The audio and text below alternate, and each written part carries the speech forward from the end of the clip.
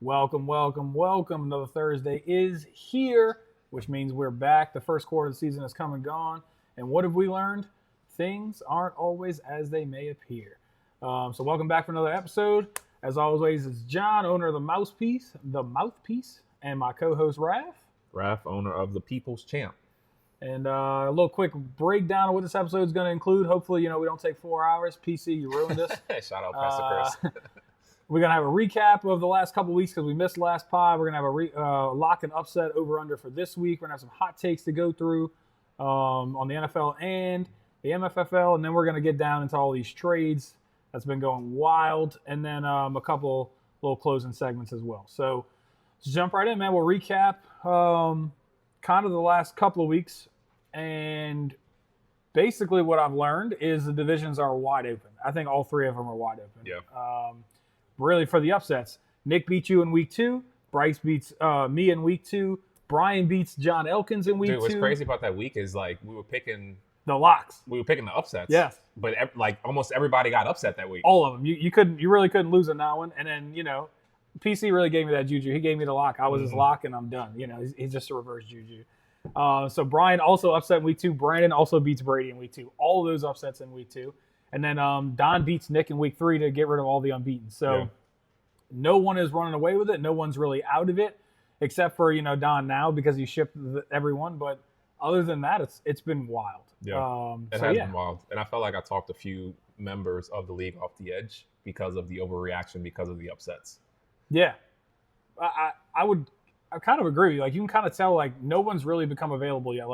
The couple of things that have happened, well, obviously we'll go through the trades, and those have been flooded, but you haven't seen a full ship yet outside of Donovan. And I don't know. I think it's interesting. I think it's kind of it's going to be kind of fun to see. So that's the recap. Crazy first couple. Divisions are everywhere. It's a massacre, to be honest. I've had to talk PC off the ledge a couple times. Yeah. Him sitting at 1-3 is not good for his psyche. But the thing is nobody's running away with the league so far. That's what I said. So nobody's undefeated. Everybody has a win at least. Just don't panic. So we're only 4 weeks in. We still have a lot more fantasy to play. And fantasy will continue to change. We've had some major injuries to do that, right? Neighbors goes down. We got Benson's now in IR. After Connor goes down, Tyreek Hill's gone now. It's changed so much in the first month. What do you think is going to happen in the next month? You kind of got to give yourself options and kind of roll with it and see what happens. All right, so we're going to move on to this week. Give me your lock, the matchup lock of the week for you. Matchup lock of the week for week 5. That's it. It's the winner. You want me to give you mine? I always put you on the spot. You could go to yours. My phone isn't loading. So I'm going to take Elkins versus Don. I know it's real, a pretty straightforward one. Don already has a depleted roster, but on top of that, he has 2 guys on bye that he would normally start as well. I'm just taking John Elkins to get it over Don. Bro, legit, my app is not loading. I got it. So let's do. Oh, here we go. I got it. Scores. Lock of the week. Not to pick the same one that you just picked. I'm gonna take Chris over Cliff. Okay. I think that's a surefire lock, especially since the trade, I would actually 100% agree there as well. So I think that's Chris's game to win. I think which is really going to hurt my next one. This is how you know I came prepared and do this stuff because my upset of the week is Cliff over PC because Cliff's team had good matchups that I thought could actually lead to an explosion, and then he traded Bowers. You said that because that would be the worst thing for anyone's mental health in the league is if Chris falls the 1-4. I know the pressure that he has on himself going into this week, and this is what's crazy, right? So we've been talking the last couple of days, but I had already done the pod and I had already done the script, so I had already picked this matchup, and he's like, I got to win this week. And I'm like, yeah, dude, you do got to win this week. But I didn't pick you because I picked the upset of Cliff. So I felt terrible. Yeah. And, but I'm sticking with my upset. I hope it doesn't happen now, clearly. But, I picked Cliff. Yeah, my I like upset this matchup of the week. I don't even know if you call it an upset because I think both of these guys are trying to lose intentionally. But I'm going to take Cody over Brandon. Both guys are 2-2. Cody's team is actually not as bad as I think he thinks it is. I would agree. So I think even though again, both of these guys are actively trying to lose. Cody pulls the upset off over Brandon. Cody's getting to that part where like he's starting the rebuild and he's going to be better than he wants to be because he's got good pieces because he's drafting well, and it takes a little while. So it's hard to kind of stay bad but also be good, because if you're bad, that means the picks didn't work out, which isn't good for anybody. But I mean, he's got Kendre's getting more involved. He's got Bo Nix. He's got Harvey who's getting more involved. He's got Christian Kirk's going to be involved. Ferguson's tight end 1 currently. He got like tight end 1, 2, and 3. Yeah, he's rolling. So like I think he's not bad at all either. Yeah, I actually like it. And Brandon is winning without trying to win because his guys are just winners. Yeah. I don't know how that worked out, but yeah. He dropped the air quotes so you guys could. In case you guys couldn't tell what I was doing. It's fine. All right, so then we go on to the over of the week. So we're just picking a player that's going to outproduce what the projection is. I'm taking Jared Goff over 21.55 or over 21.5 versus the Cincinnati Bengals. They're just going to roll and steamroll them. And generally that means that Gibbs and people will go nuts, but I just think Goff they'll just light them up. They're just so bad all the way around. Yeah. I actually kind of think J-Mo could have one of them big games because it could just be air out city and then we'll hand it off 50 times. But I'm taking the over on Goff. Okay. I'm going to take the over on Breece Hall. Thanks. I just traded that. He's projected 16.3 as of the time of this pod. And with the Braylon Allen news, he's going to be the guy back there that we all thought he would be. I don't even know the news you're talking about. Did Braylon actually get hurt? Is he done? I think he's gone for 3 to 4 weeks. Okay. So he's the only guy they have. I know they signed somebody recently. It doesn't matter. He's the guy. Yeah, it doesn't matter. So Breece Hall over 16, I think that's a pretty safe over. I like that too. All right, moving on to under. I have Jordan Mason, 14.65 versus Cleveland. Cleveland's supposed to be a really great defense defensively. They have a great defensive line. They're just loaded everywhere. I think 14.5 is a lot. Unless he finds the end zone, I think it's under. Yeah. Could be a low-scoring game. No, I think that's a good one.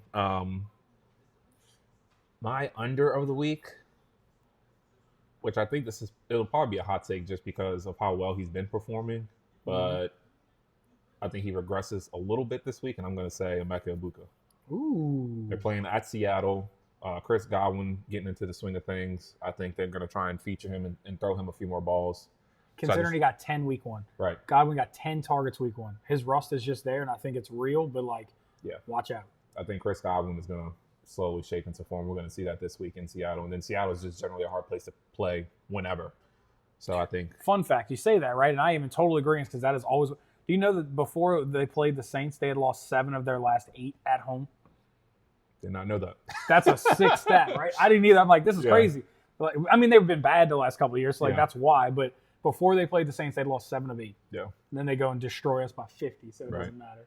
But yeah, I agree with you. I think it's a lot. When you think of home field advantage, you think of Seattle. Saints, Seattle. I think we probably and Green Bay.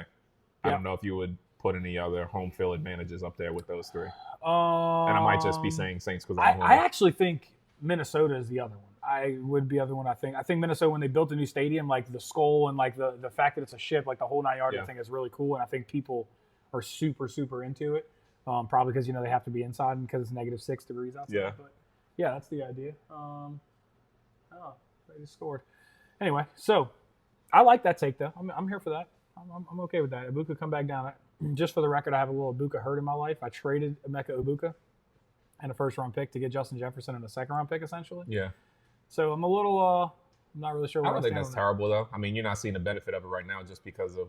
Yeah, I just made a trade. I did it before last week in a dynasty, so obviously it's dynasty. But yeah, it's I don't know, a little up and down about it. I think it'll pan out. I couldn't pass up getting JJ. So and then Neighbors gets hurt, so it doesn't really help. But regardless. All right, we're gonna move into some hot takes here. This is where we're going. Raph has no idea. I have some hot takes. I'm gonna ask some buy sell, and then we're gonna kind of talk it out a little bit. Okay. So the first one. Again, I have no idea what he has no idea. So I've not prefaced any of these questions. This was the point of this one because Raph. This is how Raph operates. So I just figured I'll help him out. So the Colts will win the NFC South. Buy or sell? Colts to win the NFC South. So you got Houston, Indianapolis, Jacksonville, and then Tennessee. I think I'm a buy. Buying the Colts to win the NFC South. I think I'm a buy. Sorry, it's the AFC South, but same thing. I think the Texans just haven't looked good. Jacksonville, like what are they doing? Or what is their record? Do you know their record? Oh, they're 2-2. Okay. And what's Indianapolis 3-1? 3-1. Mm-hmm. And Titans are irrelevant.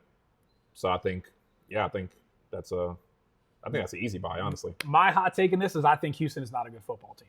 Like I do not think that they are good. And it's not a knock on CJ or anything. I just think their offensive line is awful. Yeah. They don't have a running back on the roster. I do love Woody Marks, but with the offensive line, it scares me. Stroud still hasn't looked good, and that defense has been bad. Like, even though they have stars, like Will Anderson is a star, Derek Stingley is a star, for whatever reason, they cannot put it together, and they're not a good football team. And I don't know if it's D'Amico Ryans, because I'm a believer in D'Amico Ryans, so I don't want to think it's the head coach, but I don't think they're a good football team. And Jacksonville's so up and down, again. It's surprisingly. Because of Trevor Lawrence, but. Jacksonville's 3-1. Okay, so, yeah. So same record as the Colts. Yeah, they beat Frisco. They were supposed to be 2-2. They upset Frisco last week. That's what it was. Yeah, so, like, again, I could take Jacksonville getting there. I just think they're very topsy-turvy. Trevor Lawrence. You wouldn't be confident in the Jacksonville. I wouldn't. I'd be more confident watching Daniel Jones the way he's been playing the last month than I would the other Indiana Jones. And it's a sick nickname, so. Yeah. I do like the Indiana Jones thing. This is a okay, here you go. So it is mixing a little bit of NFL and fantasy at the same time. Daniel Jones is a league winner. Somebody's going to win a league, and it's because of Daniel Jones. Daniel Jones. So basically, that's saying he's a top 8 quarterback. I would think. Essentially, is he going to finish somewhere in the top 8 conversation? I don't. And I say the thing is he is a league winner. So you're either buying it or selling. I mean, you got a lot of top end talent that is either hurt or not performing well, and he is. So I would say that he's a league winner. I think Daniel Jones is a waiver wire for almost any one QB league. I don't think anybody drafted him, and whoever picked him up could win you a league. And even if he's just in our league, even if he's just a trade bait, right? Pick him up and trade him, and whatever, or trade the guy that you did draft and get something for him. I think he's a league winner as well. I think it leads to it. No, because you think about it, Lamar's hurt, Burrow's hurt. Hurts has not played well. Yeah, Hurts isn't playing well. I think he's like QB 12 right now. Yep. What other top end talent isn't playing well? I mean, guys that were supposed to be there. Fields was hurt. He was supposed to be a 12 guy, top 12 guy. Golf has not been off to a big start. Baker's not as off to a big start. Josh Allen's dominating the league. Yeah, I think I was about to say that's the only guy that probably returned ADP. Is Josh Allen. Is Josh Allen so far? I agree.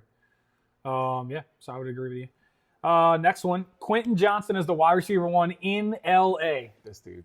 You just hate PC, huh? Quentin Johnson is the wide receiver 1 in LA. You just hate Pastor Chris. I own McMoney in other leagues, bro. I own McMoney in 2 leagues. I'm just saying, you buying or selling? He's the wide receiver 1. That's a tough one. I mean, I think it's hard to go against the last 4 weeks, but I think it's a blip. I don't think he's the wide receiver 1. Okay. However, I don't know if they're going to have a legit wide receiver 1. I think it's going to be a lot of what the Packers do. Like, they have a lot of guys out there. They spread the ball around. Can do a lot of different things. Yeah, there's no legit guy. I think all of them will have weeks, and I think McMoney will see the ball a lot more in future weeks, and I think it's just Quentin Johnson's time right now. So, I don't think. Okay. I don't think so. What do you say? I think it's concerning with the number of targets. And I like Ladd a lot. And again, I own him in multiple leagues.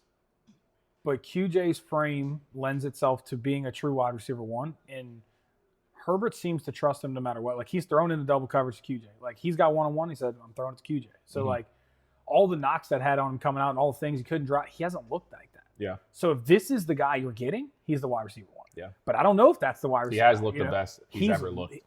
He looks like a wide receiver 1. Now, I don't know if that happens. The Chargers have been weird to me all year because we went from a run-heavy offense. We draft Amari and Hampton, and then, hey, we're not going to run Amari and Hampton, and we're going to throw the football 50 times a game. I don't understand how Jim Harbaugh is existing in himself on that team. Right. It's weird. But I think I'm going to buy Quentin Johnson finishing as a wide receiver in LA. I think I am. Really?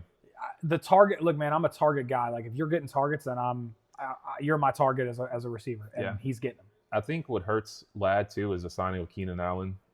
I agree, 100%. I think all the targets that Ladd would have seen are now going to Keenan Allen right now. Yeah, Keenan Allen is wide receiver 8 currently. He was wide receiver 6 going into last week. Right. That's insane. Yeah, that's legit insane. Like, Ladd's wide receiver like 28. I don't get it. I don't understand. I really don't even understand the Keenan Allen signing and why. Like, why is he not the third guy and Ladd's the second guy? I think that's just a Herbert thing. Yeah. I don't think that's. I think it's a Herbert thing. They have that connection, and he's just trusting him. I don't know why Lad's not seeing more, but that's interesting. All right, so here's a tough one. You just and made a good Pastor one. Chris cry. I did a little bit. I'm about to make him happy though. Yeah, I don't know why this is PC stuff. Jackson Smith and Jigba will finish wide receiver 6 or better. Finish wide receiver 6 or better. Yep. Do you want a little preface? I actually don't know what he's sitting at, but I will look it up for you. I'm actually looking it up now. I can tell you what he said. He is sitting at wide receiver 6 on the number.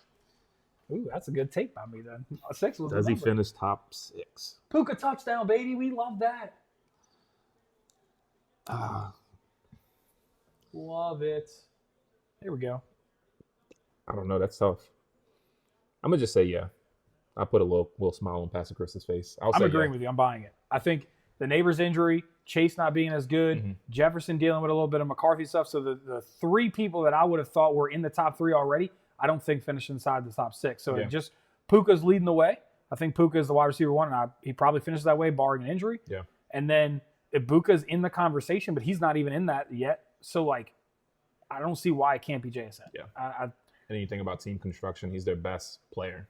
Agreed. He's the only offensive threat they have, really. And when you watch the film, they were bracketing JSN. Yes. And the biggest thing is Sam Darnold's playing well. I did not anticipate Sam Darnold playing well, which is what the take was all along for JSN. It's not about the player JSN because I love JSN. Yeah. I just think Sam Darnold's not a good quarterback, but he's showing the opposite. Like he's being good enough. Right. He's being serviceable. He's being middle of the road, right? And if you can be middle of the road, we saw Justin Jefferson do it last year. Even Jordan Addison was relevant. Right. You know what I'm saying? So I'm going to buy it too. I think he finishes top 6 or better. And I also think game script else. is going to lend itself to JSN as well. I don't think their defense is that good. I think they're going to have to throw the ball to stay in a lot of games. So throwing the ball more, target share, JSN being the best player, I think he remains top 6 for sure. I agree.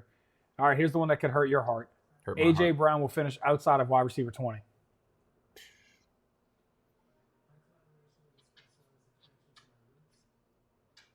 Again, currently, I think he's at 24.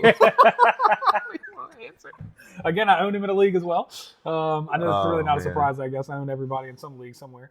I'm going to say currently. Do you want to know what his current rank is? I don't know that you want to know. I think it's like 40-something. It's 48. 48, yeah. AJ is currently 48. Top 20, though. I think he turns it around. Here's the reason why. And again, I'm definitely biased. I'm not even going to hide my. No, I would expect you not to be in this spot. Last year, after he complained, ball started going his way. You got fed. So I think it's a case of squeaky wheel gets the grease. I think after the nonsense he pulled last week by complaining and posting scripture, albeit on Twitter. It's not about Jalen or the Eagles, though, Ref. I mean, didn't you read his comment? Yeah. It's not about either one of those. I think they're going to try and find a way to get him more involved. So I'm saying it for my own sake that he's going to finish top 20. He said, I got inside the top 20. Yeah. I am selling the outside of top 20. I also think he gets there. Okay. I just think it's crazy that he's that talented, and I just think their offenses looked really bad all the way around. And maybe I'll say this, not necessarily really bad, but not explosive. So it's very hard. Now I feel like they're basically saying Jalen Hurts beat me with your arm because we're not letting Saquon do anything, and they just haven't done that. Devonta's had deals. Dallas Goedert's getting targets, and Jalen's being a really good quarterback. He's scrambling well to keep it underneath. He's not taking as many shots. He's controlling the ball. He's protecting the ball. And look, man, they're leaning on the tush push. You didn't get rid of it. I'm using my best weapon. Yeah. That's what I'm doing. So I think they're playing good football, but it hasn't lended itself to good fantasy football. Yeah. So they're doing enough to win and no more. Yeah, I mean, they're essentially being the Chiefs from the last 2 years, right? They're leaning on the defense. They're doing that stuff, and they're doing what they need to do to win games. Yeah, that just doesn't help fantasy players. Oh no, it definitely doesn't. But I agree. I think his touchdown numbers will start to go up, and his targets will start to go up, and I think he'll be fine. I think he'll finish inside the top 20, which is still a really big jump considering we're a quarter of the way through the year. He's 48. Right. But 2 20-point games, he's probably back in the number. Yeah, I would agree. Pittman, just for reference, Zay Flowers and Pittman are both inside the top 20 currently. Yeah, no. So that's two people that can easily fall out, and AJ just gets right. But that would hurt me because I got both. You got him. I had him as a saw on your screen just now. All right, a weird hot take here. This is totally random, but the Steelers are a bottom third defense in the league. Steelers are a bottom third defense in the league. They will finish as a bottom third defense, which means basically the last 10. And I don't think that's a crazy take. I don't think the team overall was that good. So, I mean, I'm buying it. You're buying it. They're a bottom third team. Yeah. And it's not just the start that's bad. What would you say? I mean, you probably have more context and stats to back it up. I really don't. Would say so. I was just so I made this take.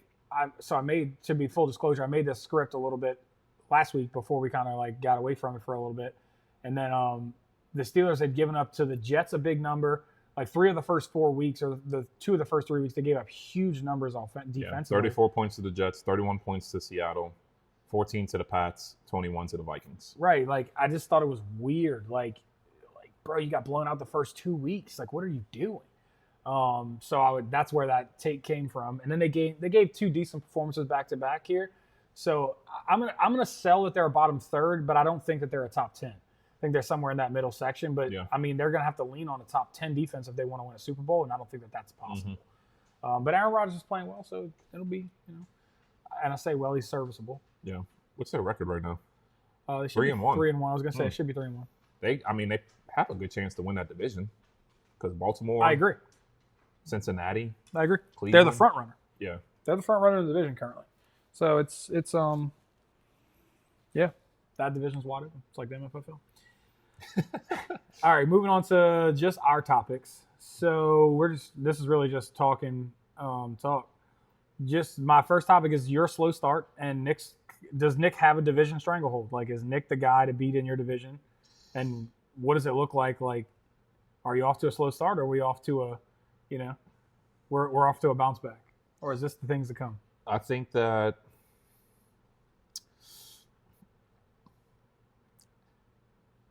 I don't have much to panic for. Here's why. Okay. I think that the performance of my players can only go up. And I'm 2-2. I agree with that statement. So, like I was telling Chris on our ride to Covington one day, a few weeks ago, that success is like a martini. It relaxes you. So sure. I can be panicking. I could be freaking out. Why aren't my guys performing like they were last year? And I will say this, it is a weird feeling being as dominant as I was last year to start 2-2 and to lose to Cody of all people. Right. If I lost one game 2 years ago and then went 7-6 the following year with the same roster. Right. So you can. The exact same roster. Right. So you understand where I'm coming from. Yes. Like you can sympathize.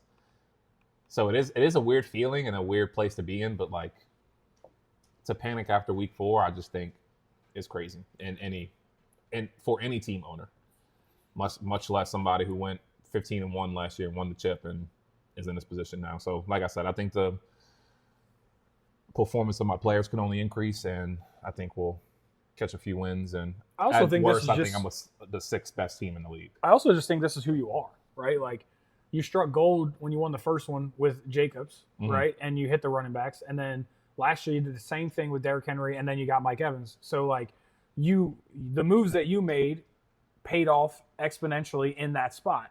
Whereas like you didn't really have those offseason moves this year. You kind of ran it back. Yeah. And then you just made the little move, which is good. Like, so you're moving a little bit, and now I just think it's about you. This is how you operate. So, like, you don't panic in these spots because eventually you just think that your move is going to get you to where you want to be. So, like, it's not a sell. You're never a sell guy. You're, all right, how can I maneuver a little bit to get a little better and figure it out?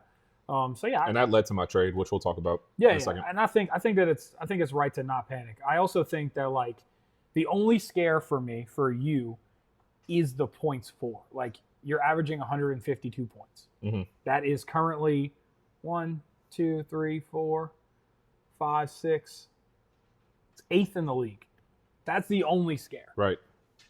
But like you said, it can only go up. The Eagles get better, around, like then it doesn't matter. Correct. Right. I agree. If they play any football like they did against the Rams, I'm a top 6 team. Yeah, I agree with that. And you have, look, and the points against you are not terrible. Yeah. Like they're 163, which is kind of right in the middle of everybody again. So like you're 2-2, which is exactly what you're saying. You're, you won the games you're supposed to win. You lost the games you weren't. It's that simple. So next one we'll talk about a little bit is the fluke, I think, is what my personal opinion is. But Bryce is winning my division. So like, technically I'm ranked first, but Bryce beat me head to head. So technically, I wonder how that works out. Like at the end of, he would be the division winner because it goes by head to head first. Okay. So like so right now, the first round bye. Yes. Okay. Well, No, he would not because he's ranked 4th. So technically, he would be the third ranked player of the division leaders. So it would be Nick and Brady currently. So even though he's winning the division, he wouldn't get the first round bye. Well, the division winner does not get the first round bye. Only the top 2 seeds do. So okay. So one of the division winners doesn't get a first round bye anyway. So because he's the lowest of the 3, he does not get it. Because then it goes by head to head, which none of them have played each other. So like, if he were to beat those 2 and it finished this way, then he would be the one and he'd get the first round bye. Yeah, interesting. Which is wild. But yeah, so buying, selling, he stays there. That's the real question. I'm gonna sell. Selling. I'm gonna sell. Sorry, Bryce. I love you. Dude, he bought Brees and Olave, dude. You know, he's on the right track. What's that gonna do for you? Olave is 1 hit away from never playing football again, and I feel like the Jets don't even really like Brees Hall. It's so terrible. I love Brees Hall, and I love Brees Hall. Yeah, more I think he's talented. I don't know what the Jets see in him that don't want to make him the workhorse. I agree with you. I totally agree with you. So, like, what did he buy? And I don't want to get into it. We'll get into it in a little bit. It's getting down there. We'll get down to it in a little bit. I just think it's a surprise. Nobody really had Bryce there. I think that the tiers kind of had Bryce as like a surprise. Can he upset some people? He went from a little bit of a rebuild I thought he was going to do this year to like he's now in the mix. So then he bought and then he went, he got in. So I think the single biggest thing for him was Javonte Williams because we knew totally Puka was going to be I don't think we thought he would be number 1. No, but you think he's a top 8 guy. Right. Like he was a top 5 guy last year. But getting a 6 guy out of nowhere, like a top 6 guy out of nowhere is huge for him. It's huge for anybody. The Javonte, and I love Javonte Williams, and I know PC somewhere smiling that he's actually performed well and hate that he's not on his team. Yeah. But I think that's part of it as well. I think the Javonte thing is a big, big deal. So then we got PC's 1-3 start. That's the other one. Yeah. So is it panic time? Is it time to do a little bit? He did make the move after this was done, so he did move a little bit. I don't think that he panicked in the move. I think the move made him better. Again, we'll get to that. But buying or selling, does he turn it around, or is this? I think he turns it around. I think he's in a similar situation to me, where if you look at his current roster construction, you look at this team and say you're at least a top 6 team. I agree. So I think he's just caught some bad luck. He's had bad weeks, and he caught guys that went nuts against his bad week. It's just kind of part of what it is. Yeah. So I think he bounces back. I think he's going to reach the stretch of schedule where he gets a few bad teams in a row, which is just going to stockpile his wins. But like I said, I think he's a top 6 roster, so he'll turn it around. Yeah, and then the last part of this, before we get into I think the trades are next, is Cody sitting at 500. I think is to me the surprise of. Yeah, it'd either be him or Bryce being 3-1. Yeah, I agree. Being a surprise of the league so far. So. Yeah, and Cody has done it. Scoring 150 points. Yeah. He's had the least amount of points against, which is why, second least next to Brady. Yeah. Which is why I think he's 2-2. But, I mean, he's winning the games when he wins them, right? Yeah. And then he's got a winnable game this week. Like, no offense to Brandon, it's a winnable game. They are very similar they're not that far off in how many points they've put up. Got a chance. He's got a lot of assets to trade, too. So, I mean, if he wanted to buy in this year and his team's performing like it is now, I feel like he can potentially be in the shoe-in for making a run. He could make a run out if he decided to sell and try to figure it out. It's all about that strategy of how you want to approach it. I think he could. I don't think he does. No, I don't think he does either. More content where he's at, but yeah.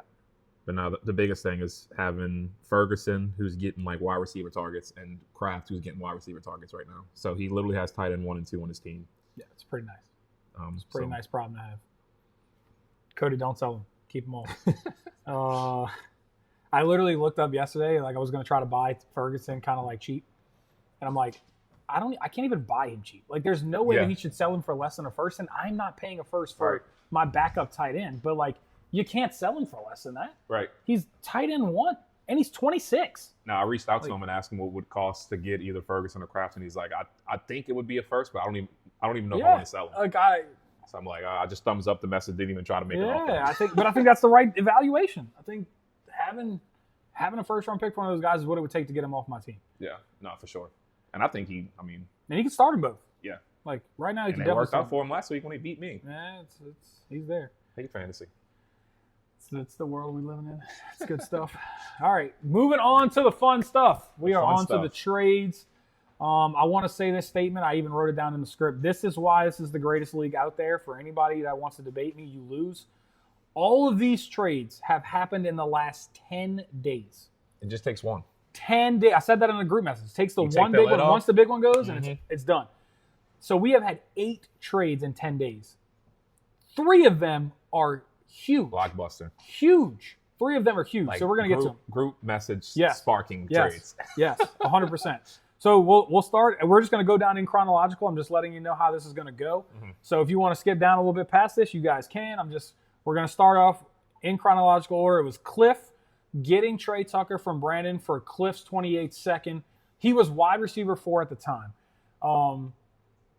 I thought that this was kind of an early move, which was a weird move to me. I thought Brandon did a good job of selling a high player at the moment. Right. After going for like a 40-point week. And I know he had the targets, but like ultimately, and at the time, Cliff did have Brock Bowers. So like, why would you want 2 Raiders in your fantasy lineup that are both catching passes in a run-heavy offense? Like that was kind of my thought. Yeah. So I thought Brandon actually did a good job of acquiring an asset for a guy that he really didn't want. And that's how I view it too. He basically gifted him a second because who is Trey Tucker and what has he ever done?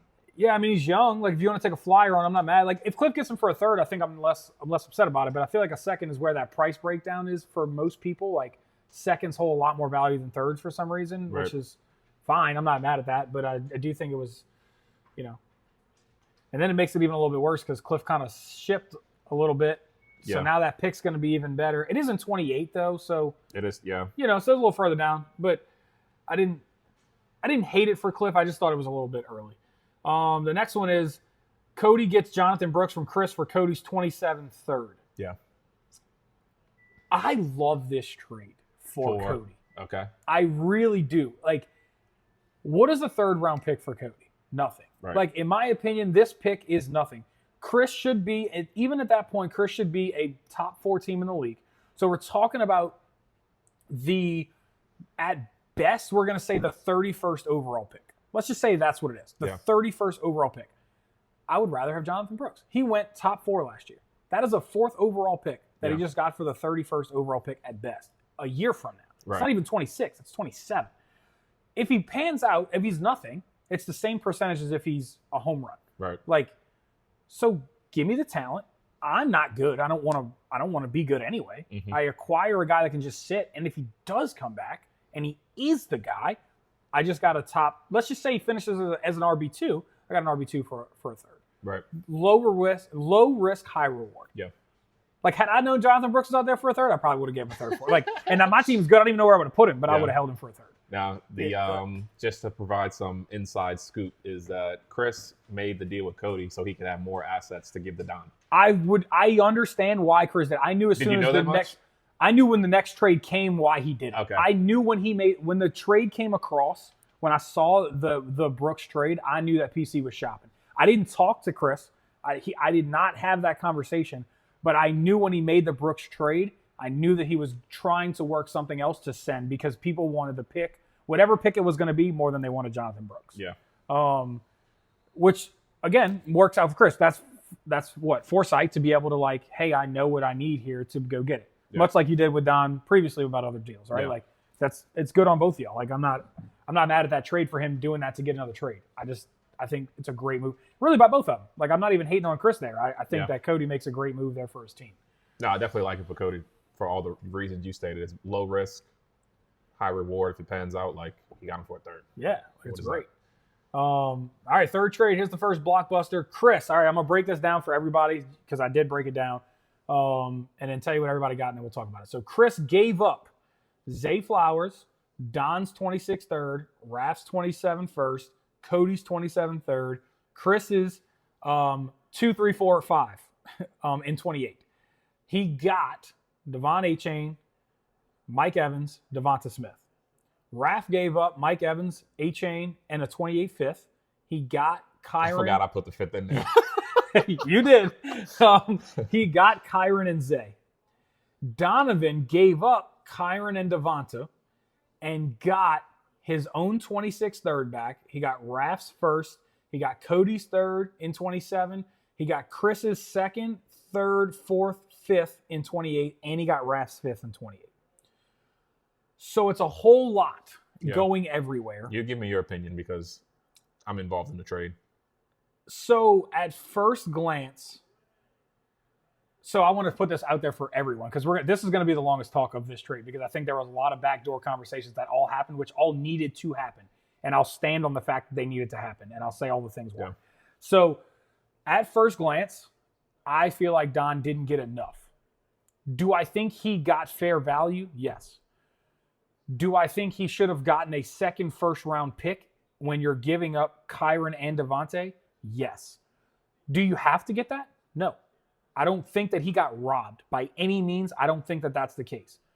When I saw this trade, I thought it was interesting.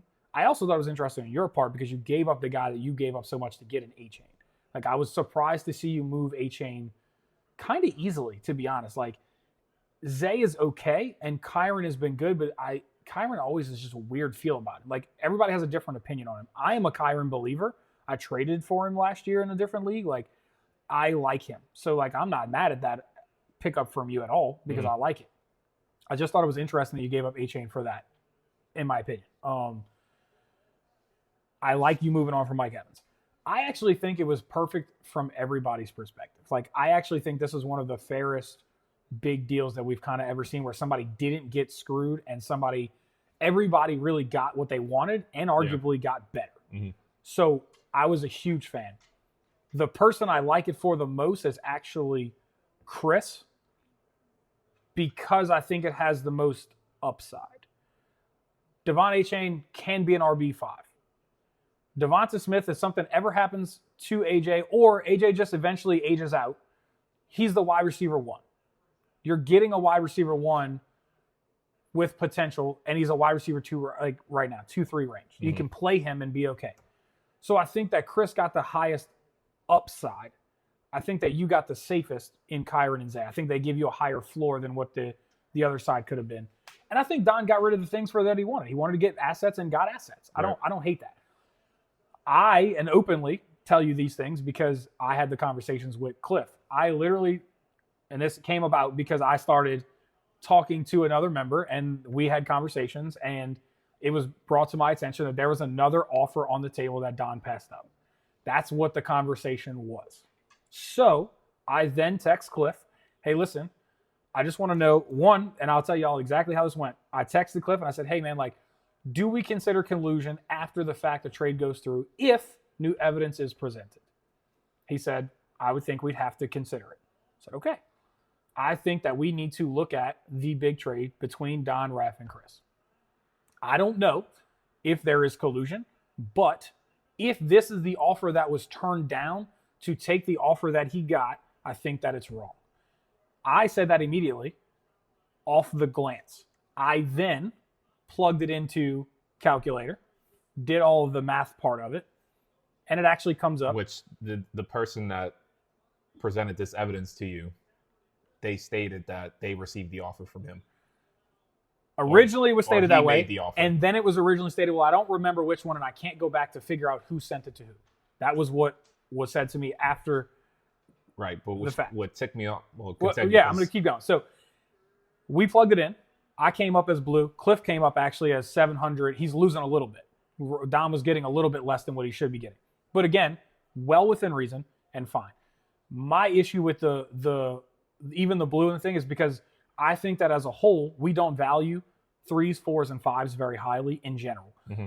The calculator does not take that into consideration. So I think that he got a lot of the garbage underneath to fill it to make it look better than what it was. Like, he essentially gave up Kyren and Devontae and got a 1, a 2, and 2/3, 3/3, which arguably is not terrible. Like, I'm not mad at that. But if he turned down 2 first, I don't like that. I'm cheering for your guy as he scores, and you're playing me, just for the record. But I'm all here for it. I'm okay with it. So I was good with it. And then me and Cliff literally came to the conclusion without bringing anybody else into the picture of like, hey, like, I think we're both good here. And like, I don't think that it's a problem to even ask questions because I think that it works out and I think it was good. And to be very clear, I never felt like this one was actually collusion. This one was, I am on the trade council, and this is my job to present this case. If this is brought to my attention, and that is what happened, and this is what was turned down, it's my job in that role to look into this. Because I think that to the league, that has to be investigated. No. I never thought that this one was actually collusion. I never felt slighted by anybody like that. Anything done on the trade council's part, never felt ill will about anything that was done. What ticked me off is that this MFFL member, who he'll remain anonymous, I felt as though he presented this case to simply just sow discord among the league. Okay. Why else would you present this evidence to the trade council besides you were upset that you didn't get the players that you wanted? So, to be fair, especially when you didn't know if I sent the trade or I received the trade. So I want to be very transparent and clear. Let me say this, because there's no way that I found out after the fact that the trade went through, that someone made it known to me that Donovan received this offer for Kyron and turned it down. I was like, if he received that from anyone, there's no way that he shouldn't accept that. If he asked me what he should do in that situation, I'm saying accept that trade. Correct. So I dug a little deeper and found out that no, he was in fact the one that sent that to this MFFL member. And once I found that, I was like, this dude is lying. I'm legit upset because he's lying to sow discord. Yeah, so what happened exactly, like I said, the exact conversation was, and to be fair, it was me. It was not brought up to the council by the person. It was brought up by me. So, to be open, it was me that brought it up. Right, but the person brought it up to you. He did. That was brought up to me, and then escalated to the council. And then it kind of was like, well, I'm not sure if I sent it or he sent it, and I can't check it. And we both tried to figure it out. I wasn't on my computer. I think you can actually find them on the computer. Which, if you don't know that, that's where I fair. And at that point, I'm like, look, I'm going to investigate it. I said, look, I think that it needs to be brought up and at least have the conversation. So I'm going to look into it. I'm going to bring up the conversation. That's how that conversation was. It was never asked of me to do that. It was more of a conversation going back and forth. Yeah. And a little bit of a little bit of frustration. Honestly, even on my end too, I've been in that spot where you're trying to make a move and nobody will make the move with you because of whatever the reason is. Sometimes it's the offers aren't good enough. Any deal that me and Donovan make going forward is going to be under a specific light. Yeah, no doubt. I think again, I didn't have any issue with this. And I told Chris the same thing. I said, if Donovan didn't get everything that he was supposed to get, that's on Donovan. And that is my stance on all trades. And I've said that from jump. If you are happy with what you got, that's your prerogative. As long as we are not trying to enhance other people at my own detriment, that's where I have an issue. Other than that, I don't have an issue. I don't care what the trade looks like. The Rojo AJ thing, we could talk about for years and forever, right? We will talk about it. But at the end of the day, you were happy with what you got. No one on that trade should ever veto that trade. There was no lies told. There was nothing. He wasn't trying to lose. He made that trade in wholehearted believing that he was getting the better player and that his player was better for his team. That's the only thing that should be evaluated in a trade. Again, I've said that for a lot. So I never thought that about this trade. I just felt like I had a process to do in the whole deal. Well, let me give my take on the give you a take trade, on because the way I looked at it is I'm giving up A-Chain and an aging hurt receiver for another top 12 back and the upside of Zay Flowers. We've seen in the last couple of weeks what the upside of Zay Flowers is. So if he can return some of that value to me, I think I won the trade, which is why I actually did it. Nobody obviously makes a trade and doesn't expect them to win it. But what also made me more relaxed to move off of A-Chain is that the team is bad. So I feel like what may happen if they continue on the path of just being bad is he's going to get nicked once and then not find value in going back out there, risking his body to go play. So I didn't want to be in a situation where I'm 2-2. That's pre-Tyreek Hill injury on top of it, right? Right. So I'm 2-2. I don't want to lose a top 12 guy if the team's bad. So I'm going to go get another one that's safer on a good team and Zay Flowers. And I totally agree with you. Like I said at the beginning, I think your floor is higher than it was. I just don't think your ceiling is quite as high because I think A-Chain can be top 5. I don't think Kyron will finish. I won't say that. I think he could finish 8 to 12. I think that's a realistic thing, and that's probably where he should finish. I think he finished 6th last year. If he finished 8 to 12, which is all you want. Correct. And that's why you did it. And that's why I don't think it's. And I don't think Mike Evans is. No, I he's think 32 and old. I think getting rid of Mike Evans was a great decision. I also agree with that. I just, like I said, I'm only taking Chris that won it in a sense because I think the ceiling is the highest, which is when you're kind of looking at even across the board. All right, well, who has the highest ceiling? So and that's I don't think that I think A-Chain is the best player in that deal. I agree. However, I think that again, I was selling upside for safety for sure. This was one of those big trades, maybe the first one I've ever felt like legitimately everybody got exactly what they were looking for and everybody came out pretty fair, like across the board. I don't think there was a clear loser. Again, I don't think Don necessarily got everything he could have gotten, but he got enough to make it feel okay. So that's the big one, first big one anyway. Moving on to number 4, which was really swept under the rug because of the big one. Cliff gets Lamar from Don for his second, Chris's second, and Cliff's 28 first. Both of those seconds were in 27 and Cliff's 28 first. Yeah. I want to get your take on this one first because I think that that's your guy. You like Lamar and you know. Yeah. I mean, I would like to see him get 2 first for Lamar. But I mean, the thing is, if I were him, I probably would have remained a little more patient and waited to the trade deadline because I think he could have gotten more if he waited a little longer. And that goes for the Lamar trade and the big trade. So, point being, I don't think he got ripped off, but same thing with the Kyron and Devontae thing. I don't think he extracted everything he could have from the trade. Yeah, so I think everybody got up in arms a little bit because he didn't get 2 first. But, like, who's giving him 2 first? Yeah, that's another thing, too. Like the only person that could have given him 2 first was Cody. I don't even think it's Cody. I think it's Elkins. Like, Cody doesn't make a Lamar deal. Right. There's no reason to.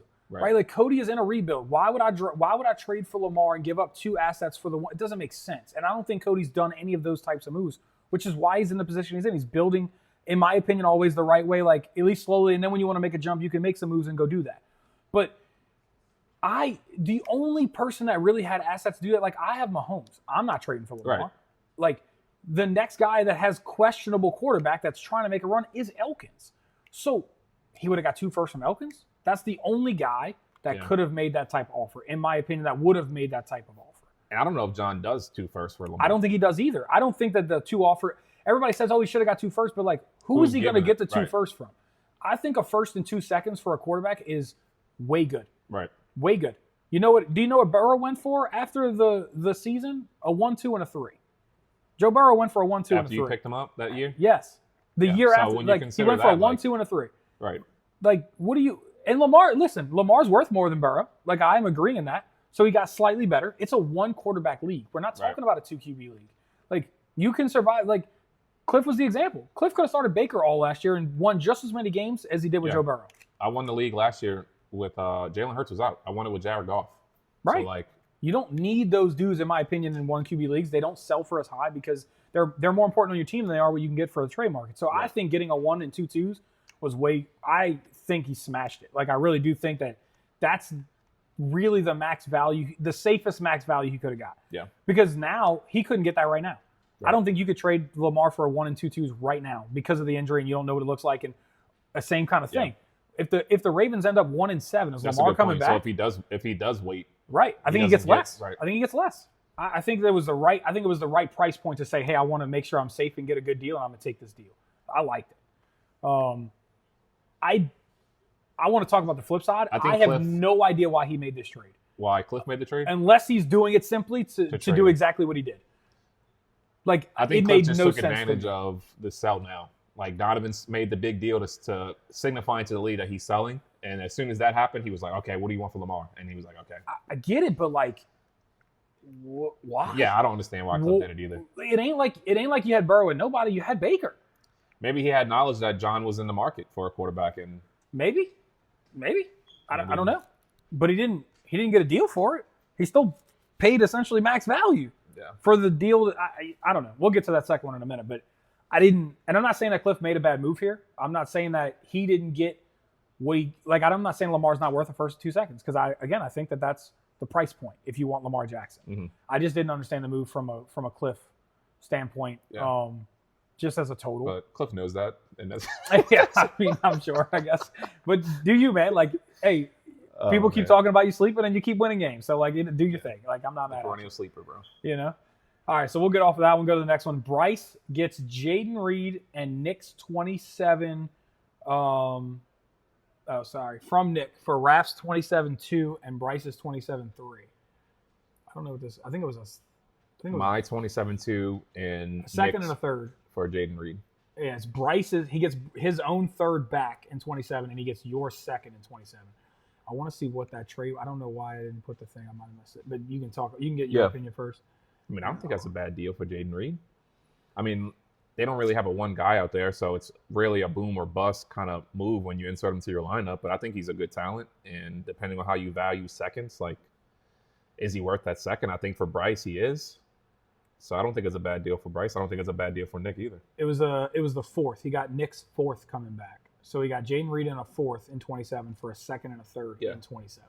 I don't dislike that deal for any of them. I think it's a good deal on both sides.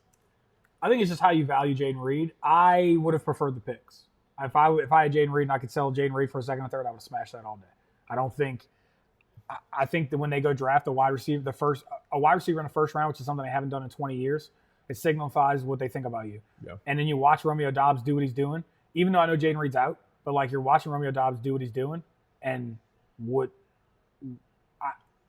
I don't understand the move. That's a good point. Same type of thing. Like I don't get. I'm assuming Nick was thinking that way whenever he sold him. So. Yeah, like I don't. Again, he's just one of. I think you could pick any one of those wide receivers for a second round pick, and I'm in. Right. Second and a third, I just think you're overvaluing for. I don't know what you're getting for the extra pick given away. All right, here's the next big one. It's me and Bryce. Bryce gets Breece Hall and Chris Olave for me for Raf's 26 second, my 26 fourth, Elkins 27-1, Bryce's 28-1, Bryce's 28-3, and Bryce's 28-4. I'm in it, so you get to say the first again. Wait, so Elkins 27-1, and what his 28-1, Bryce's 28-1. So 2 1s, a second, a third, and 2 fourths. Yeah. No, I think that was a deal for you, man. When I seen that come through, I'm like, bro, same thing I said earlier. Olave is one hit away from never playing football again. The Jets don't like Breece Hall for whatever reason. They never fed him and made him the featured back. It was always some form of Breece and Allen. So 2 seconds for those guys, and what was it, two firsts, 2 seconds, a second, 2 thirds, and 2 fourths. Yeah, I think that's a smash for you. I think you won that deal going away, in my opinion. It's actually just 1 third. It's 1 third, 2 fourths. So it's a first. It's 2 firsts, a second, a third, and 2 fourths. So everybody keeps kind of saying that. It took a long time for me to hit accept. For multiple reasons. Well, you drafted both of those guys, didn't you? I drafted both of those guys. So you had some heartstrings in it? No, it's never about heartstrings for me. Like, I will openly say that. I am not heart attached to any player. It's about production. Period, point blank, don't care. But I think I'm the best team. And I think I'm the deepest team. And anytime that I'm moving players for assets, future that don't help me win right now is a hurt to me and a better for the league. Just in general. Like, regardless of what you think about Breece Hall and Chris Olave, if they're in my lineup because of an injury or because of something, I'm still a good team, right? So do I want to move those pieces for this? And I'll tell you, these trade talks went back and forth for a long time because I didn't want to move them. Like, he's like, and he openly says, like, I want these 2 guys. I'm like, well, I'll split them and I can sell one pretty easily for, he's like, no, like, I want both. I'm like, all right, well, if you want both, then like, these are the conversations, like, this is what it's got to be. And this is how we got down to the point. But, and I'll say this on his side of it. I still think those 2 players are very good players. And y'all can hate on Chris Olave all you want. Do you know that Chris Olave is second in the NFL in targets? He is second in the league, only behind Puka. And going into last week, he was first ahead of Puka. Right. So, like, the talent was never in question for Olave, though. Agreed. It's one hospital ball, and he's retired. And I agree with you. And the deal for me was, this is the way I looked at it. This is why I ultimately essentially pulled the trigger. I love Breece Hall more than I like Chris Olave. And I did not want to move Breece Hall per se. But I even told Bryce this. I wanted to move Breece Hall and an asset to upgrade. I did not want to go the other way, but those never really presented itself. Like, no one really put one of those players on the market for me to upgrade. I literally went after openly. I went after Puka. I went after Jamar. I went after CD. I went after Neighbors. I went after Ibuka. I went after all of the dudes that I felt like needed to make me better, that are wide receiver 8s or better in Dynasty, that are going to be those dudes long term. And nobody wanted to have a conversation. So when the overpay gets brought to me, because I do think that this is a slight overpay, I want to hit accept. So I kind of talked myself into it. But honestly, the tipping point was Olave and the fact that I don't know how good we can be in 2 years. Right. And if they bent Spencer Rattler for Tyler Shuck, I don't know what his value is. And I don't know that you can get a first for him right now. Like, if I went to sell him openly, I don't know if somebody's offering me a first. So when I think you would have got a first in our league. Maybe. But I'm saying openly on the market. Again, who's going to pay it? Who's going to pay it? Now, a guy making a run at the end, I probably could have. If I hold Chris Olave, but again, if Tyler Shuck is the quarterback and he's not doing that well, do I get a first? Right. I don't know. I think it's a lot of risk there. And when I got the 2 firsts, which is what I said had to happen in the draft and in it, like arguably, I wasn't going to move it for less than a first and a second and a first for Olave. Like that was to me was the bare minimum of what I needed to get. And if I got something extra than that, then I was more inclined to do so. Yeah. And I got extra, so I was more inclined to do so. And that's just where it ended up being. But the Olave, the concern over what is a production's going to look like if they make the move to Tyler Shuck, or like, is Spencer Rattler the long-term answer? Like, is that what they settle on? Yeah. How good is our offensive line going to continue to be? What, I don't know. It was a lot of questions, and I wasn't willing to sit back and take it. I'd rather take the assets, and then if worst case scenario, I just take the assets and I'll just dump it on somebody that I really want anyway, if somebody really is willing to move one of those pieces. Right. That's kind of the way I looked at it. I know everybody says you should have just hit, like everybody said, it's like that's an auto. I'm like, I get it. In a vacuum, I would agree with you. But anytime I'm moving a player at this point, it's not necessarily a vacuum. And then Neighbors comes up. So like, could I have made the move for Neighbors if I still have Olave and Breece Hall on my team? Like, that's what hurts me. Right. Because I want Neighbors. So like, could I have made this exact move using Breece Hall, Chris Olave, and say even if I throw in a first? Does that get me Neighbors? Maybe. Yeah. And now Neighbors is sitting on my team instead of the assets. Right. So like that's what hurt. If I'd have known Neighbors was available, I probably don't make this deal. I probably would have used the assets to try to get even Neighbors. with the ACL injury. Yes. Because interesting. Because I'm selling them for assets anyway. I'm saying these 2 dudes aren't going to be in my lineup. So regardless if I'm getting future assets or if I'm getting Neighbors, It doesn't change my opinion. So, and I don't know that John would have done that, but I think he would have. Yeah. I think he would have taken that deal over. And maybe not. I don't know. I know he was really enamored with the tight end stuff. So yeah, and getting a quarterback that helps him. Is decent. Which is crazy though, because Caleb was QB3 going into last week. Just for the record, Caleb Williams was QB3. Really? Before last week. Yeah. Huh. But regardless. All right, moving on to the 7th one. Brady gets Isaiah Pacheco from Don. The splash. The splash for Hollywood Brown and Brady's 27th third. I mean, I guess it's good. I mean, is there really an opinion to have on this trade? I think it's exactly even. I think they both got what they want. I think I actually view this very similar to the Jonathan Brooks thing. I think it's a low risk, high reward for Brady. I think that you weren't playing Hollywood Brown after the next, couple of weeks, probably when Rashee Rice goes back. And then you got Pacheco, who is the starting running back. If they get going, can he be a top 20 back for you? It's worth a 3rd round pick. Right. So I think it's a great deal. And then Don sells Pacheco. I think that he could have waited and probably gotten more for Pacheco, maybe gotten a second on a flyer if he does perform a little better closer to the trade deadline. I think that he probably sold early for him, but that's kind of been the theme of what we've been talking about. He blew up not necessarily at the right time, because if you the longer you get to that trade, the closer you get to the trade deadline, the more valuable players become. Right. But I still think he got value. I think he got the current value for Isaiah Pacheco. And if you can flip Hollywood Brown even for a third, he gets 2/3 for Isaiah Pacheco, which I think is fair value. All right. Moving on to 8. This is the final one. This is the one I had to edit in yesterday. So I'm going to run it down. The big one. This is the big one. Elkins gets Brock Bowers, Trey Tucker, and Lamar Jackson. He gave up Malik Neighbors, Jarquez Hunter, Jalen Milroe, Bryce's 26-1, John's his own 4th in 27, his own 5th in 27, and his 2nd in 28. So he gave up Malik Neighbors essentially. Can I break this down how I see it? Yeah. This is a Brock Bowers and Lamar Jackson for Malik Neighbors, a 1 and a 2. Trey Tucker for the whatever players he got in there in the 4 and 5 come out to even. So it's Malik Neighbors, a 1 and a 2 for Lamar and Brock Bowers. Which, if you look at the trade, all the things that Cliff gave up to get those players is absurd. Right. He gave Which up I feel like Brock it's a Bowers. theme for Cliff, bro. But just think about it. Brock Bowers, 3 seconds and a first. That's what he gave up. 3 seconds of first and Brock Bowers to essentially get Malik Neighbors. It evens out to basically being Malik Neighbors and 2 seconds. Yeah. I think that's wild. Yeah. I mean, Malik Neighbors is an LSU guy. You know, the running jokes in the league is that the LSU guys, their value is through the roof. So Yeah, but he got him from an LSU guy. Like, it's the same thing. I don't understand. Again, this is one of those things. You bought in to get Lamar and do all things, and then you bought out to get Neighbors and assets. So what are we doing? Are we in? Are we out? Are we not? I don't know. I'm just confused on what the direction is. Cliff, this is not a shot at you. I need to make sure you understand this. This is not.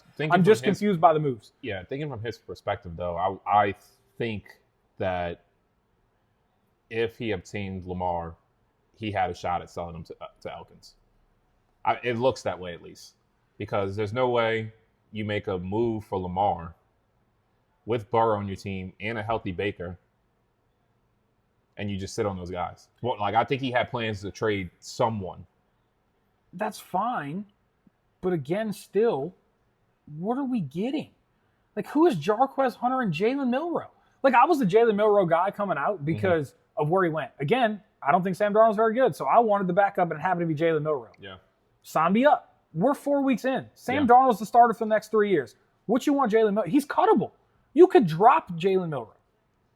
Now, unless these are the guys that he was going to drop, and he just included them, but then they can't be equated into the value, which, again, is fine, but, like, eh?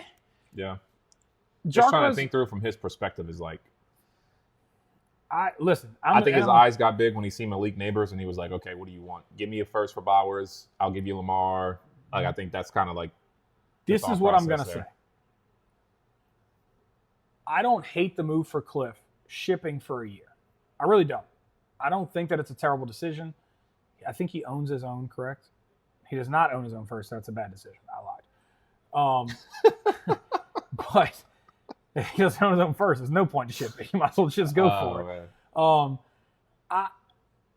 it. Getting Neighbors for next year will be insane. Like, that's real. He'll have Jamar Neighbors, and if Marvin Harrison can actually be okay, that's legit. Right. Legit. I don't understand packaging what he packaged to get what he got. Like, you should not have had to package Lamar and Bowers to get Neighbors. That's what I think. Mm-hmm. I will say this. I think it is the perfect time to sell Brock Bowers. I am not on the bandwagon. And I have said that from rip this offseason. One, we've seen too many of these dudes have the sophomore slump.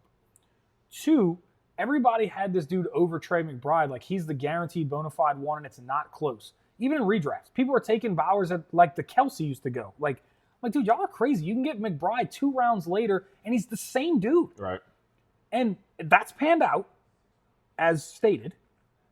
And I don't know why you would want a tight end in a run-first offense who is getting out-targeted by the 2 wide receivers on his team. Right. And I think Brock Bowers is a fantastic player. I love Brock Bowers. Yeah. But everybody saw last year when they were terrible and they threw the football 50 times a game, and everybody blew up because, Brock Bowers is getting all these targets. One, all he had was Jacoby Myers. 2, they threw the ball 50 times a game. Yeah. He's the dude. They're better. They want to run the football, which told you they were going to do that when, A, they hired Pete Carroll, and they drafted Ashton Jeanty. And they went and got Geno, who is a conservative dude by nature. Right. Why is the Brock hype so high? I don't understand. Like, history has shown us consistently, hey, dude, the sophomore slump is real. And you got to get through the first 2 or 3 years for the tight end, generally speaking, before they really take off. So, again, if I'm selling Brock Bowers, I think it's a great decision to sell Brock Bowers. Yeah. I just don't think you had to give up everything you gave up to do that. Yeah. And I don't even hate it for Cliff in a sense because he's got Kyle Pitts, and Kyle Pitts is a top 10 guy right now. So I like the move of getting rid of Bowers. I don't think he got enough. And Chris kind of said that in a couple of text messages too. Like, I know he said it in the MFL. Like, the Vaseline. That stuff's over the board. I don't think it was that bad, but I do think he could have gotten more. I think I think getting the Jarquez and Milroe thing is just an undersell. Yeah. I really do. I think he could have gotten more assets. I really think he could have got multiple firsts. Yeah.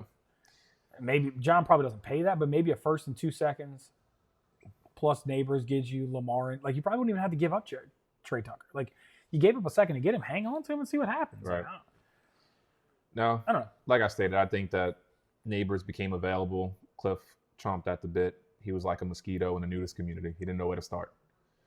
Okay. So I think that he's looking forward to next year when he can start all those guys, and his lineup is going to look crazy with all those guys in there. Yeah, Neighbors, Burrow, if Cam actually continues to pan out, he's going to need a running back, but he's got a first-round pick, so maybe he gets one of those there, and then he gets to start Chase, Harrison, Jordan Addison, and Neighbors. So, and I will say this last thing before I think that's the last thing on the schedule, huh? We got one more thing.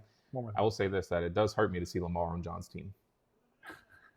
I'm not even kidding. I actually thought this process, and I'm like, of all the people in the league, there's only one other person that would never have traded for Lamar, and it was me. And Elkins is the guy that traded for him. I'm like, he was literally just trash talking him 2 days ago. This is really odd that this is your guy. And when he was swinging at everybody in the league, and he was like, "Oh, y'all forget that Lamar's a running back." And then next thing you know, you selling Neighbors to get him. I don't know. It's weird to me. I agree. I do have a question at the end. Best worst trade. Do you want to do that? Do you want to give a best trade and a worst trade? Best worst trade. I think the best trade is for you. Okay.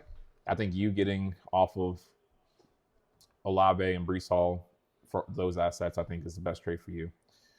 Worst trade. Worst trade.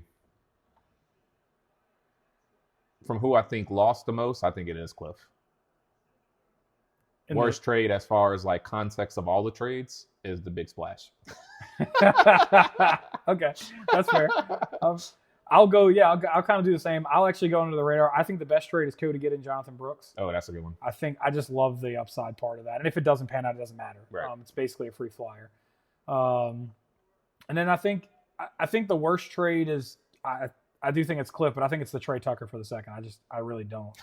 Sorry, Cliff. Sorry, Cliff. I mean, I could take the Bryce and Nick trade too. I said my piece with the Jaden Reed thing. I don't like that one either. So that would be the two, kind of a tie almost. But yeah, best worst trade. All right. So last thing we have is we're through a quarter of the season. I really did want to do a big recap. We had a lot of trades, so we didn't do as much.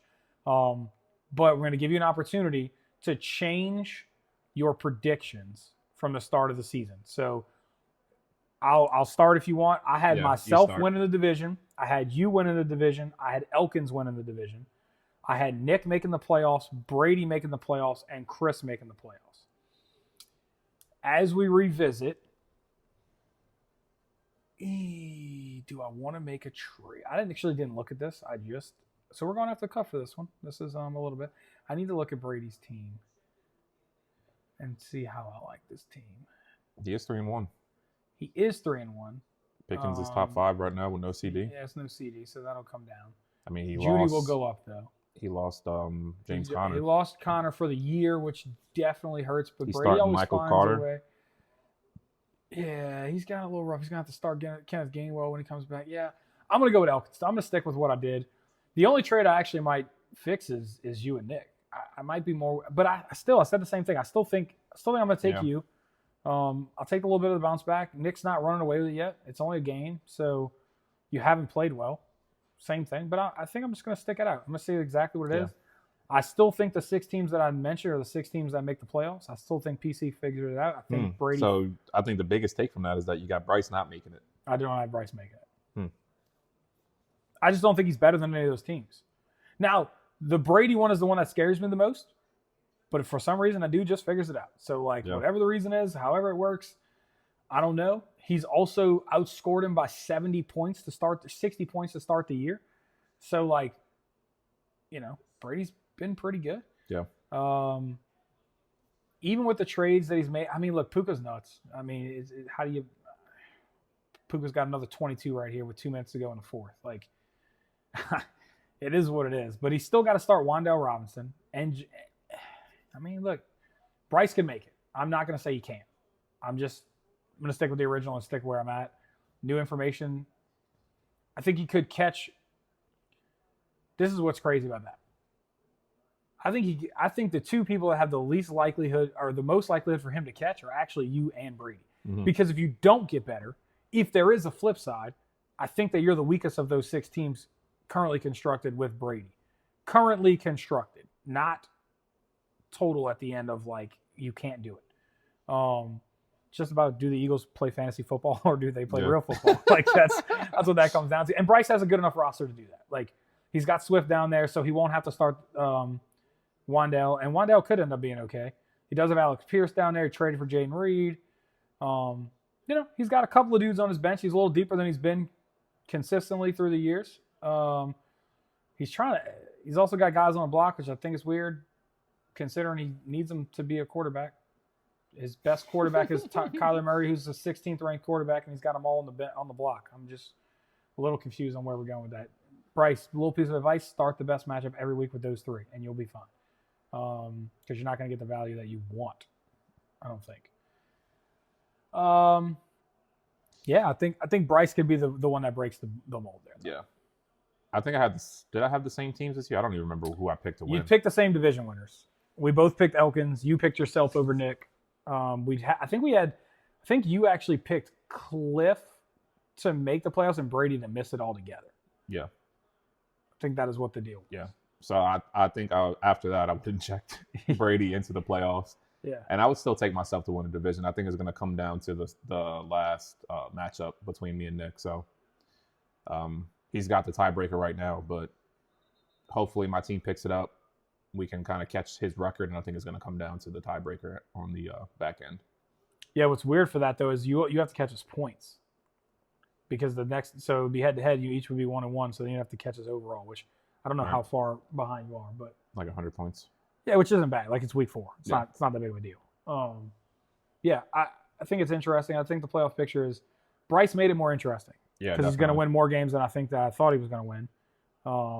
The neighbors' injuries also brings Elkins back to the pack a little bit. Even though he made the trade, I think the neighbors thing's a big deal. I really do. Yeah. Definitely. The price he paid to get Bowers and all is good. I don't know. It'll be interesting. We'll see how that plays out. So we're kind of staying packed there. Somebody come get it, man. I'm in. But that's it, dude. That's a wrap. Another edition, MFFP. Looking forward to another great week as we watch the end of this Frisco Rams game. Did Kyron just fumble the ball? I hope Kyron didn't just fumble the ball. That would be real bad. They are pointing the other way, so it looks like Kyron fumbled the ball. 49ers get the ball at the 2-yard line with a minute left. I thought he was about to get his 3rd touchdown tonight. Wow. That's crazy. That's tough. So that's how we're going to get out of here, fellas. But as always, appreciate you, my guy. It's always fun chopping it up. It is fun. After a great group. We had a great group this week, fellas. If anybody's looking to come hang out before the pod. I know he lost it. He definitely lost it. Got it punched out on the 1. But on to next time, fellas. Peace.